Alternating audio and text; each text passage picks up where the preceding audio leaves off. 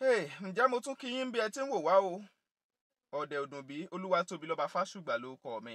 Lórí ọ̀rọ̀ bàbá Adébóyè tí wọ́n ní wọ́n ki ẹsẹ̀ fá wípé wọ́n ki ojú odù ọ̀wọ́nrín òtúrá òun náà ni. Mo kí yín lẹ́ẹ̀kan sí Olúwatóbi lọ́ba Fásùgbà lórúkọ mi. Mo wà pẹ̀lú Prophet Tèmítọ́pẹ́ Solomon. Ẹ kú dédé àsìkò yìí o, wòlíì. Yes sir, mo kí gbogbo àwọn èèyàn wa jákèjádò orígun mẹ́rin àgbáyé. Mo kí yín náà àti gbogbo àwọn tó ń bá yín ṣiṣẹ́ iléeṣẹ́ yín kó máa lọ wájú. Àmín. Òkùnkùn níjọ. Àmín. Mo tó ń wò wá náà lérí Ọlọ́run yóò ṣẹ lórí ayé wọn. Àmín. Olúwa yóò dojú tì ọ̀tá.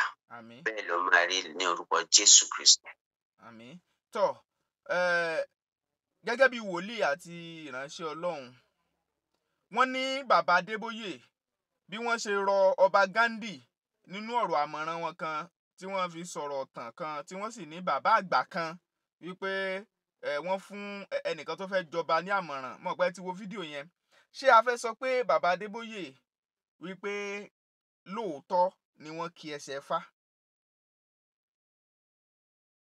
A lè sọ pé bàbá Adébóyè pé wọ́n ki ẹsẹ̀ fá nítorí pé nínú Bíbélì gan Jésù máa ń fi òwe àwọn parable máa fi ń bá àwọn ọmọ ẹ̀yìn sọ̀rọ̀. So and then ohun tí wọ́n mú ìtàn tí wọ́n lọ́ra mú tí wọ́n sọ yẹn ẹ̀kọ́ tó wà ń bẹ̀ ni wọ́n fẹ́ mú jáde fún ọba Ghandi. Torí ẹ̀kọ́ wà nínú tí wọ́n mú jáde. Wọ́n ṣe pé wọ́n ki ẹsẹ̀ fá. Ẹ má bínú. Ẹ̀kọ́ tó wà ń bẹ̀. Yes sir. Ṣé tẹ́ wá ń sọ báyìí ni pé ẹ̀kọ́ wà nínú ẹsẹ̀ fá? Kò sí nǹkan kan ní ayé tí èèyàn ò lè kẹ́kọ̀ọ́ ńbẹ̀. Àti fá? Òpònú èèyàn nípò kí kò síbi tí ò ti lè kẹ́kọ̀ọ́. Ó ní àwọn wisdom kan téèyàn á mú láwọn nǹkan kan. Bí mo ṣe jẹ́ wòlíì nsìn, mo lè rí ṣèyíkì kan tó ń ṣe nǹkan kan. Kò mí pé torí pé bóyá èmi jẹ́ wòlíì àwọn jẹ́ ṣèyíkì kí n rí ẹ̀kọ́ kọ́ lára wọn. Ìyẹn ni ọgbọ́n téèyàn fi ń gbé ilé ayé, téèyàn fi ń rí ilé ayé gbé. So ìtàn yẹn wọ́n fẹ́ kí ọba Ghandi kó mú ẹ̀kọ́ tó wà ńbẹ̀ kí wọ́n mú ni. So kò ń ṣe pé wọ́n ki ẹsẹ̀ fá. Jésù Olúwa gan máa ń fi òwe bá àwọn ọmọ ẹ̀yìn sọ̀rọ̀. Tó ń túmọ̀ sí pé kò síbi téèyàn ò ti lè kẹ́kọ̀ọ́. Ó dáa, ṣá fẹ́ sọ wípé Ifá ohun Olódùmarè ni gẹ́gẹ́ bí àwọn kan ṣe ń pè é. Ṣé mọ̀ pé nílẹ̀ Yorùbá bìlíìfù oníkálukú ọ̀tọ̀ọ̀tọ̀ ni. Ifá is bí nǹkan tí wọ́n mú tán gbàgbọ́ pé òun ni ìṣẹ̀ṣe, òun ni ẹ̀sìn àbáláyé tí kó tó di wípé wọ́n mú Kristẹni wọlé. So láàárín yẹn bìlíìfù ni ohun tó oníkálukú gbàgbọ́ lé lórí ni. Pé ìgbàgbọ́ tí wọ́n ní tọ̀. Ó dáa. Ìgbàgbọ́ oníkálukú ni. Ó ní gẹ́gẹ́ bí Kristẹni tèmi fi ayé mi fún Kristi àti gbogbo àwọn ọmọlẹ́yìn Kristi tó ń wò mí. Ìgbàgbọ́ tiwa inú ọ̀rọ̀ Ọlọ́run, inú Bíbélì, inú ìwé mímọ́ ló wà. So àwọn kan dẹ̀ wà tán sì wà nínú ìṣẹ̀ṣe, tán sì wà nínú Ifá, tán sì wà nínú àwọn tó ti jẹ́ Mùsùlùmí náà. Wọ́n gbàgbọ́ nínú Quran. So ohun tí oníkálukú gbàgbọ́ náà ni ó máa pè lóhùn Olúwa. Nítorí wípé nínú ẹ̀ ló fi ohun tí mo gbàgbọ́ yẹn ni mo gbàgbọ́ pé ibẹ̀ lọ́lọ́run ti lè bá mi sọ̀rọ̀. Òun ni Olúwa sí èmi nítorí pé òun lèmi rí gẹ́gẹ́ bí Olúwa. Àwọn Mùsùlùmí náà ìwé tí wọ́n gbàgbọ́ ni wọ́n gbàgbọ́ pé òun ni ohùn Olúwa. Allah tí wọ́n gbàgbọ́ ni wọ́n gbàgbọ́ pé òun lóhùn Olúwa. So bó ṣe rí nìyẹn. Èyí tèmi gbàgbọ́ ni ohùn Olúwa ní ọ̀dọ̀ tèmi. So inú àlàyé yín báyìí sìn ń tẹ̀ ń sọ wípé kò sóhun tó burú nu pé kí ìránṣẹ́ Ọlọ́run kó lo bí irú àpẹẹrẹ tí bàbá Adébóyè lò kó lo bí irú ẹsẹ̀ fá láti fi kín ọ̀rọ̀ rẹ̀ lẹ́yìn tó bá ṣàtìmọ́gbọ́n dání àbí. Ohun tí àwọn ṣe tá a bá gbọ́ àwọn èèyàn fẹ́ interpret wọn ni. Ta lọ́lọ́run ló jẹ́ ká mọ̀ wípé inú ẹsẹ̀ fá ni kinní yẹn wà whatever ni. àwọn sọ pé ní ìtàn ó possible kó jẹ́ pé èmi gan báyìí nísìn mo lè ti gbọ́ tàn yẹn rí but mi ì really mọ ṣọ́ọ̀ṣì tí ìtàn yẹn ti wá ibi tí wọ́n ti mú ìtàn yẹn. So ìtàn yẹn ni wípé wọ́n ní ìlú ń dàrú gbogbo wọn ṣáà ń kú ó wá kan ọba yẹn pé òun wá wò pé tí òun jẹ́ kékeré tí òun ò bá dẹ̀jọ́ ó mì pé ìdílé àwọn máa miss opportunity nìyẹn lòun fi wá tọ̀ wọ́n lọ. ìyẹn oníta lọ́lọ́run á sọ pé ẹni tó tọ̀ lọ àwọn ifá ló tọ̀ lọ náà wá tọ̀ sọ́nà pé báyìí ni kò ṣe ṣe báyìí ni kò ṣe ṣe báyìí ni kò ṣe ṣe. So lórí ìbéèrè yín wípé ẹ rán mi létí again. Pé kò sí tó burú nù pé kí ìránṣẹ́ Ọlọ́run lo bí ẹsẹ̀ fá láti fi kín ọ̀rọ̀ wọn lẹ́yìn tó bá sà ti mọ́gbọ́n dání. Kókó tó wà ńbẹ̀ ni wípé a lè ṣe example a lè sọ òwe fáwọn èèyàn ṣùgbọ́n gẹ́gẹ́ bí ìránṣẹ́ Ọlọ́run kókó gbòógì wa ó gbọ́dọ̀ dúró lórí ọ̀rọ̀ Ọlọ́run because on Christ the solid rock we stand. Ọ̀rọ̀ Ọlọ́run ló gbọ́dọ̀ jẹ́ kókó nítorí wípé ìyẹn la gbàgbọ́ ó ṣe jẹ́ nìyẹn. Ó dá ẹ ṣeun nínú àlàyé bàbá Adébóyè nígbà tí wọ́n ń bá àlàyé wọn lọ wọ́n sọ ọ̀rọ̀ yẹn débì kan nípa àwọn tí wọ́n ń pa ọba jẹ nílùú yẹn wọ́n wá ní àwọn ẹlẹ́yẹ ni. Nígbà tí wọ́n sọ débẹ̀ wọ́n wá ń sọ nínú àmọ̀ràn wọn fún ọba Ghandi ṣé tí bàbá Adébóyè ń rọ àwọn tó ń rọ kábíyèsí ọba Ghandi ni wípé kí wọ́n máa fi ọ̀wọ̀ àwọn ẹlẹ́yẹ ìyẹn àwọn ìyá kí wọ́n máa fi wọ̀ wọ́n. Kò rí bẹ́ẹ̀ rárá sà. Kí bó ló ṣe wá rí. Nítorí pé a ti fún wa ní orúkọ kan tó ga ju gbogbo orúkọ lọ wípé lórúkọ Jésù Kristi ni bí gbogbo eékún kó wólẹ̀ kí gbogbo ahọ́n sì jẹ́wọ́ Jésù ní Olúwa. Ó ní ẹ gbé orí yín sókè yẹn nu ọ̀nà ká gbé yín sókè yín ilẹ̀kùn ayérayé kí ọba ògo kí ó wọlé wá ta ní ọba ògo Olúwa tó lè ní agbára Olúwa tó ní agbára ni o. Ohun tí wọ́n ń sọ fún ọba Ghandi ni wípé ipò ọba tí wọ́n wà ó nílò ọgbọ́n kí wọ́n mọ ọgbọ́n tí wọ́n fi bá gbogbo ènìyàn ṣe kí wọ́n mọ òye tán fi bá gbogbo ènìyàn ṣe kí wọ́n lóye tí wọ́n fi mọ̀ kí ìlú kó fi lè tùbà kó fi lè túṣẹ́ lórí wọn kó má bàa sí wàhálà níbí wàhálà lọ́hùn. Ọgbọ́n tó wà ńbẹ̀ ni wọ́n fẹ́ kí ọba Ghandi mú. Ọgbọ́n yẹn náà ni wípé ọgbọ́n tí wọ́n á fi rí ìjọba yẹn ṣe tí kò ní dàbí pé wọ́n fi síbí wọ́n fi sọ̀hún gẹ́gẹ́ bí ipò ọba aláyé tí wọ́n wà ní ilẹ̀ Yorùbá. Ṣáwá fẹ́ sọ wípé àwọn kan ṣì bàbá Adébóyè gbọ́ ní báyìí. Bó ṣe rí gan-an nìyẹn. Pé wọ́n ṣì bàbá Adébóyè gbọ́. Ọ̀dà gbogbo àwọn ọ̀rọ̀ Yorùbá tá a sábà máa ń sọ lọ́pọ̀ ìgbà wọ́n ní kò fẹ́ẹ̀ sí eléyìí tí ò wá láti inú ẹsẹ̀ fá òsì ẹsẹ̀ fá pé gbogbo ẹ̀ inú fá náà ni gbogbo àwọn ọ̀rọ̀ yẹn pé tán bá pírẹsẹ̀ntà bá fẹ́ sọ̀rọ̀ gan gbogbo ọ̀pọ̀lọpọ̀ àwọn ọ̀rọ̀ táwọn kọ́kọ́ sọ ọ̀rọ̀ inú fá ni bí MC bá fẹ́ sọ̀rọ̀ lójú agbo wọ́n kọ́kọ́ sọ̀rọ̀ fá rẹpẹtẹ sà ǹjẹ́ ìránṣẹ́ Ọlọ́run tí wọ́n sọ pé àwọn sọ irú eléyìí tó wá di eléyìí tí àwọn èèyàn ń gbé lọ́tùn lósì ǹjọ́nà àbáyọ kan wà láti fi mọ ìyàtọ̀ láàrin eléyìí tó jẹ́sẹ̀ fá àti eléyìí tí ìṣẹ̀ṣẹ̀ fá náà. Gbogbo wa dàgbà sínú Yorùbá ni and Yorùbá jẹ́ èdè tí ó kún that is very rich. So lọ́pọ̀ ìgbà ni nígbà tá a bá fẹ́ ṣe àwọn kàwé nítorí àwọn ìjìnlẹ̀ tó wà nínú Yorùbá àwọn ìgbà míì wà and then it is our foundation. Àìmọye ìgbà tó yẹ pé gẹ́gẹ́ bí ìránṣẹ́ Ọlọ́run gan ìyẹn á ti mú àwọn ọ̀rọ̀ Yorùbá sọmọ́ra wọn bẹ́yẹn tí á jinlẹ̀ tá a kún at the end of the day gbogbo àwọn kinní náà ni wọ́n kó jọ papọ̀ tó wà nù ẹsẹ̀ ìfà yẹn o but gbogbo ẹ̀ jùlọ ni wípé gẹ́gẹ́ bí ìránṣẹ́ Ọlọ́run gẹ́gẹ́ bí ọmọ Ọlọ́run o gbúdọ̀ ní ọ̀rọ̀ Ọlọ́run nínú ọ̀rọ̀ Ọlọ́run alààyè gbúdọ̀ gbénú ẹ̀ ìdí nìyẹn tí a fi ń tẹnu mọ́ fáwọn ìránṣẹ́ Ọlọ́run wípé ní ayé tí a wà àti bí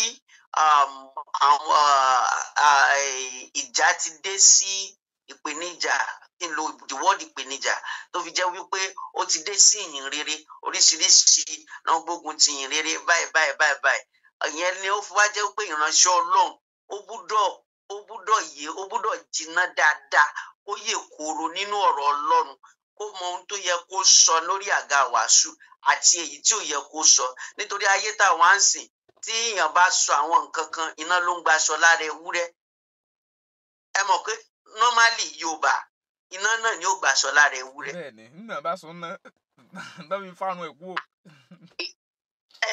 iná ó gbaṣọ lára ẹ̀ ni ṣùgbọ́n at the end of the day inú wọ́n ẹsẹ̀ ní fá. àwòdì yẹn ti pọ̀pọ̀ ó ti wọnú ẹsẹ̀ ó dùn fà lọ.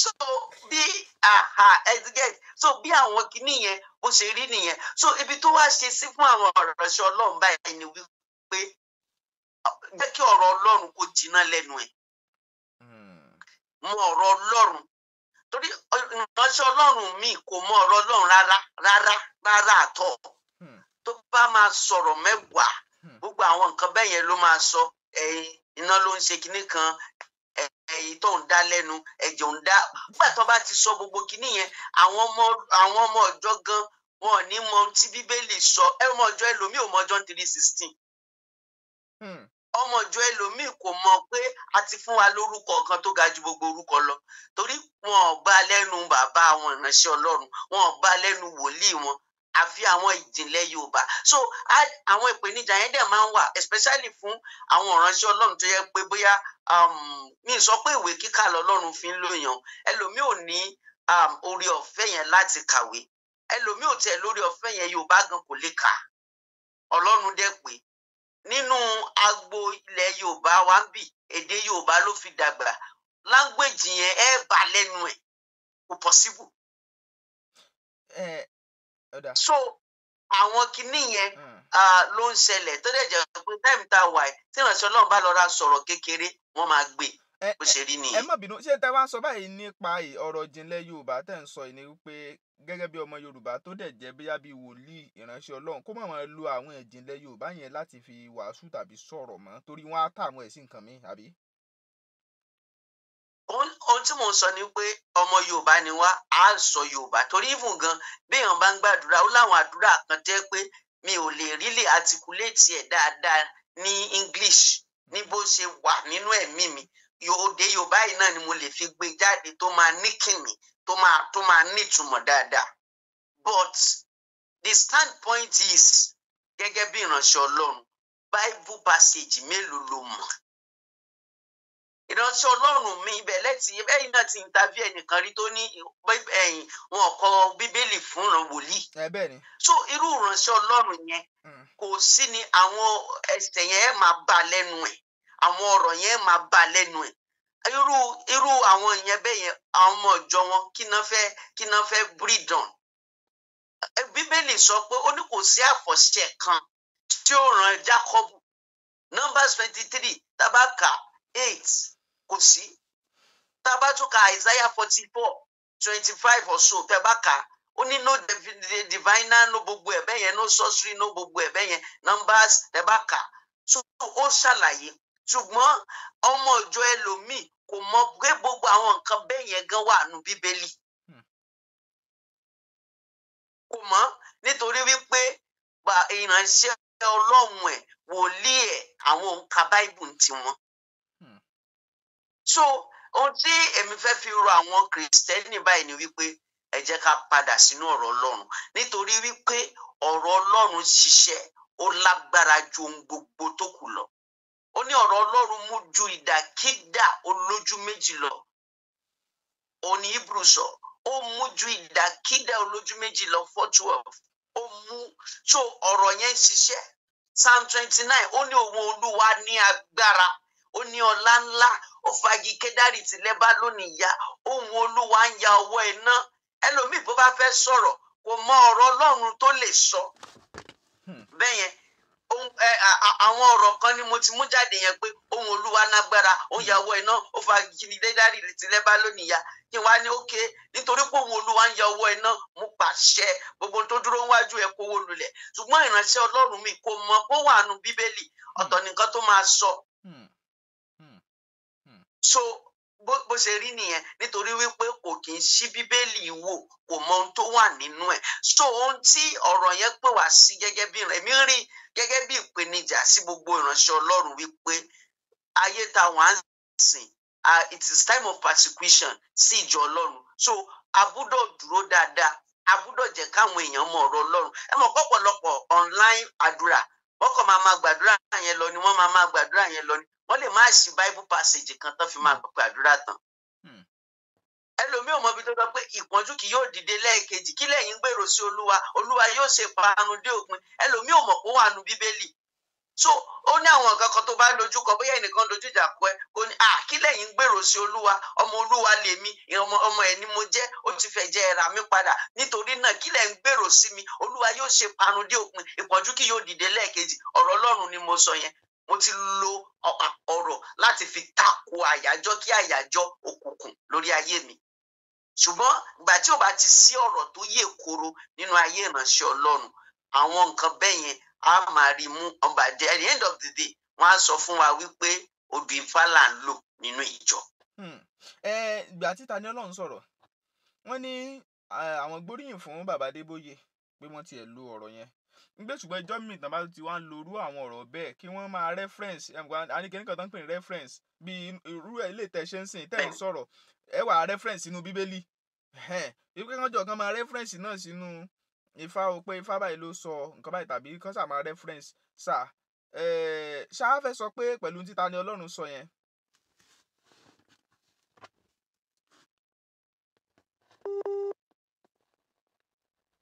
Hello. Ṣáfẹ́ ní. Hello sir. Yes sir. Ṣáfẹ́ ní ohun tí Tani Olohun sọ yẹn. Ṣáfẹ́ ní ohun tí Tani Olohun sọ yẹn wípé wọ́n kàn fẹ́ lò ó láti máa fi tako ẹ̀sìn níbí. Ìgbà tí wọ́n ń gbé kán máa lò láti reference paraventure ó possible gan kí bàbá má mọ̀ bóyá inú odùfà or whatever ló wà.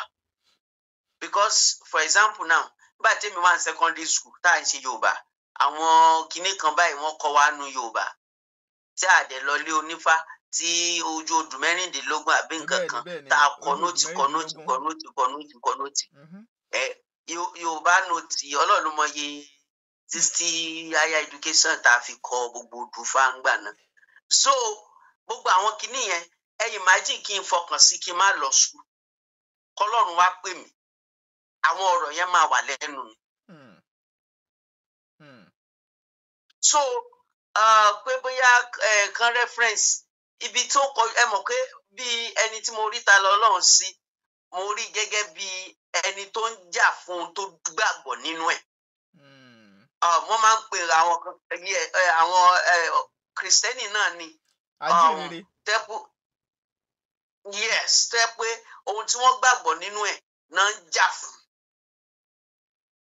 Àwọn kan wà nínú Kristẹni tẹ́ pé gẹ́gẹ́ bí Kristẹni ohun tí wọ́n gbàgbọ́, ọ̀rọ̀ Ọlọ́run tí wọ́n gbàgbọ́, wọ́n á máa jà fún. Tó bá rí ẹnikẹ́ni tó fẹ́ tako ọ̀rọ̀ Ọlọ́run yẹn, iṣẹ́ títí wọn nìyẹn. Wọ́n lè analyse ọ̀rọ̀ Ọlọ́run dáadáa. Christian apologetic or whatever, nǹkan tó ń pè wọ́n nìyẹn, yes. So òun ni mo rí Ta Lọ́lọ́run sí ní apá ibi tí àwọn wà lọ́hùn. So anytime tí ẹ bá ti rí i pé anything bá jẹ́ ẹ rí i pé Ta Lọ́lọ́run ohun tó ń jà fún ni ohun tó gbàgbọ́ tó dúró nínú ẹ̀. So I don't have a problem with that. I don't have a problem with him. Wọ́n ń jà fún títí wọn ni. So bó ṣe rí nìyẹn. Ó dà, ẹ̀kọ́ wo báyìí ló yẹ kí àwọn èèyàn lójú òpó ayélujára kí wọ́n mọ̀, torí ọ̀pọ̀lọpọ̀ ti bẹ̀rẹ̀ sí sọ oríṣiríṣi. Ẹ mọ̀ pé ìlú gangan ni báwọn kan ṣe ń sọ̀rọ̀ bú bàbá Adébóyè, làwọn kan ń yin bàbá Adébóyè, làwọn kan ń yin Ta Lọ́lọ́run, làwọn kan ń sọ̀rọ̀ bú Ta Lọ́lọ́run. Ẹ gbọ́ kí ló yẹ káwọn èèyàn mọ̀.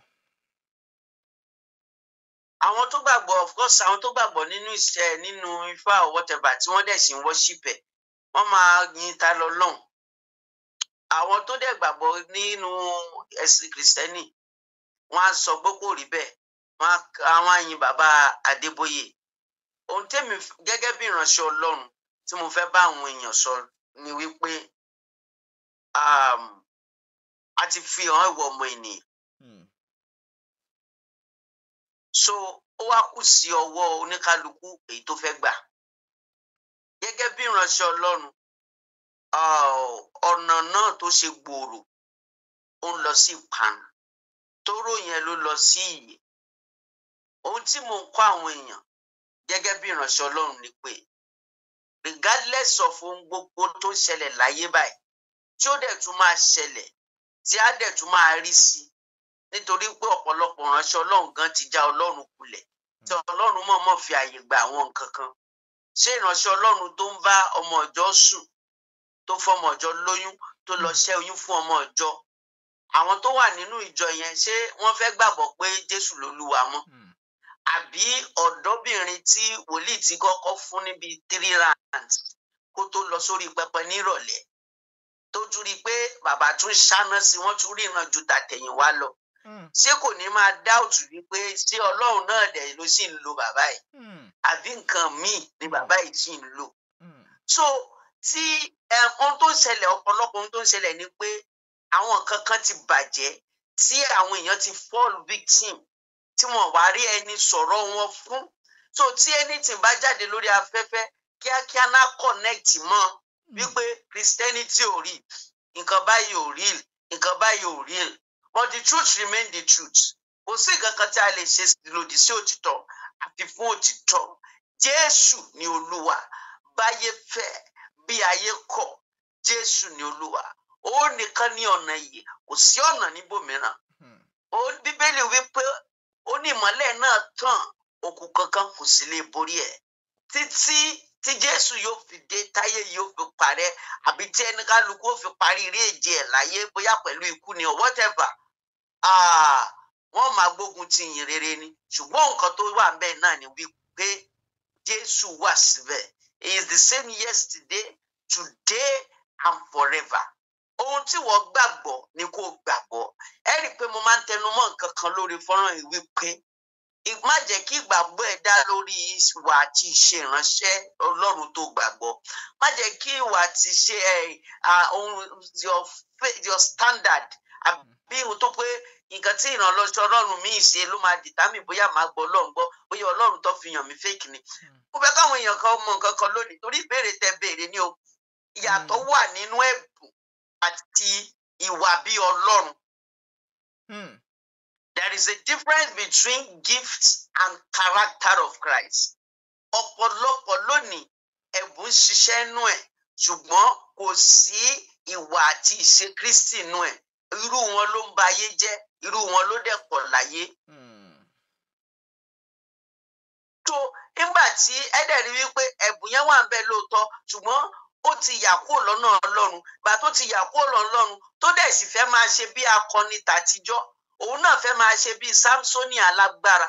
Sámsónì ò mọ̀ wípé gbà kan gé irun òun pé ó ti tán fún òun. Ṣùgbọ́n ó fẹ́ ṣe bí ìtànà. Ẹlòmíì nu wọn nítorí pé wọ́n fẹ́ ṣe bí ìtànà ni wọ́n á wá padà lọ sínú òkùnkùn, ni wọ́n á lọ padà sínú ohun tí wọ́n ti kọ̀ sílẹ̀, sínú gbogbo ifá or whatever, gbogbo ohun tó ti láwọn ti kọ̀ sílẹ̀, wọ́n á wá padà sínú ẹ̀, wọ́n á wá gbé wá orí pípù ṣùgbọ́n wọn wà ní sọ wípé nǹkan táwọn ń ṣe mọ́ nìyẹn. So nígbà tẹ́lòmíì bá wá dáṣìírí wọn wá ní pé Jésù ò rí, ṣùgbọ́n àwa kan wà tó dúró nínú ìpè mímọ́ ti Kristi tí a fi nǹkan kan kún. Ó dáa, ẹ ṣeun. Àsìkò tá a wà yìí ẹnìkan sọ gbólóhùn kan ní orí íńtánẹ́ẹ̀tì ó kàn kọ́. Ó ní ìsìn báyìí pé ó yẹ kí bàbá Adébóyè kí wọ́n wá sọ pé ẹ má bínú o, àwọn ò mọ̀ o, àwọn ò mọ̀ làwọn ṣe lò ó. Bí pé èèyàn wá sọ pé àìmọ̀ ni ìgbà àìmọ̀ ni. Ẹ gbọ́, ṣé irú nǹkan yẹn tọ̀nà àbí ó tọ̀nà? Choice ni èèyàn lè bí ìyàwó yín bá ṣẹ̀yìn lé tó bá decide àti ṣe sorry ni ẹ lè mú wọn sí. Tó bá decide àti ṣe sorry bí ìyàwó mi bá ṣẹ̀ mí, it is a matter of decision. Bí ojú tí bàbá Adébóyè bá ṣe rí tó bá feel like well tó bá dẹ̀ feel like ṣùgbọ́n a lè mú wọn nípa. Mo mọ̀ pé ẹ gẹ́ẹ̀tì ọ̀rọ̀ mi bẹ́ẹ̀ yẹn. Àgbọ́yé. Ṣùgbọ́n nípa ohun tí ẹni yẹn sọ ó ń ṣe nǹkan burúkú náà sọ bí àwọn ṣe rò ó bó ṣe yẹ kó rí ni wọ́n rò yẹn ni wọ́n sọ yẹn torí oníkálukú ló ní perspective ẹ̀. So bí pé oníkálukú dẹ̀ ní perspective ẹ̀ a lè sọ pé ó ponú tó fi ní perspective ẹ̀ no.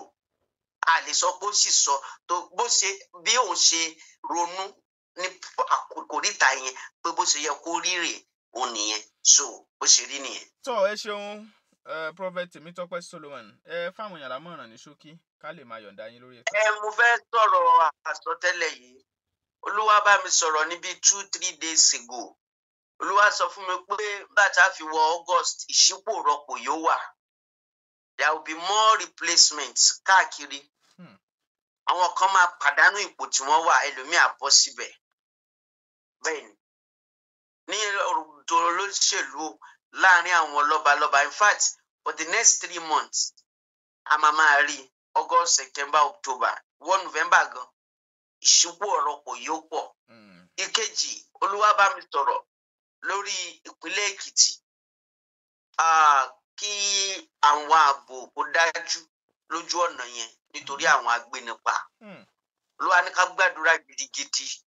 And then mo dẹ̀rọ àwọn èèyàn, ẹ mọ̀ kẹ́ lòmíì tí kò bá tí tó bí 11 kò ní bọ́ sí express Ìbàdàn pé òun lọ sí Èkìtì, òun lọ Àbújá.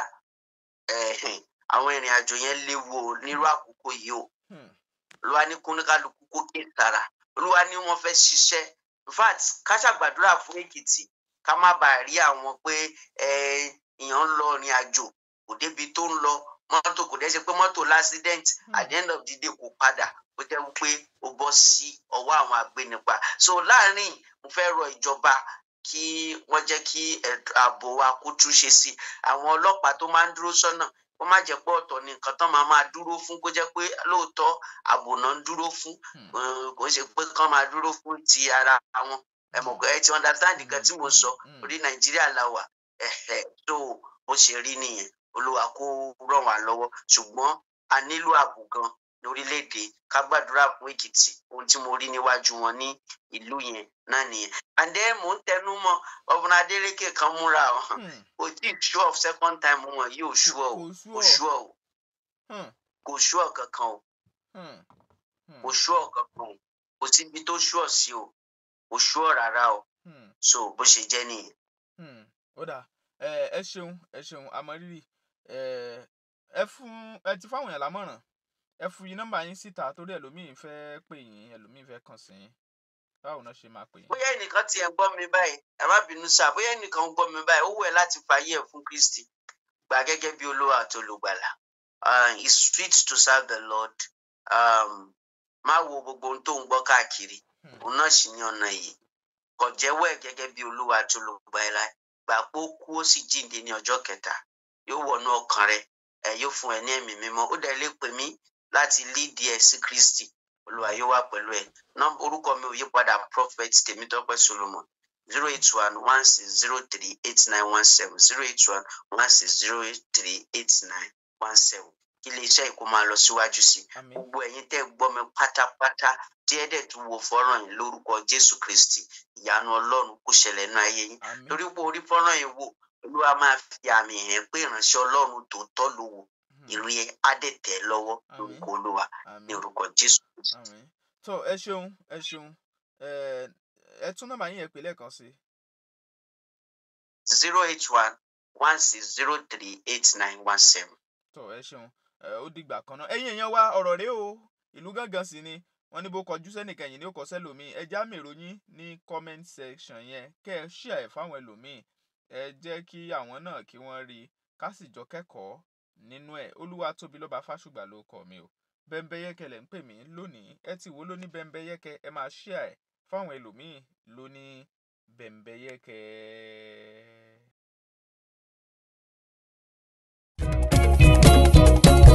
Isnad Homes and Properties, real estate tó fà kọyọ, wọ́n talẹ̀ talẹ̀ ralẹ̀ lóríṣiríṣi. Isnad Limited, you are too much o.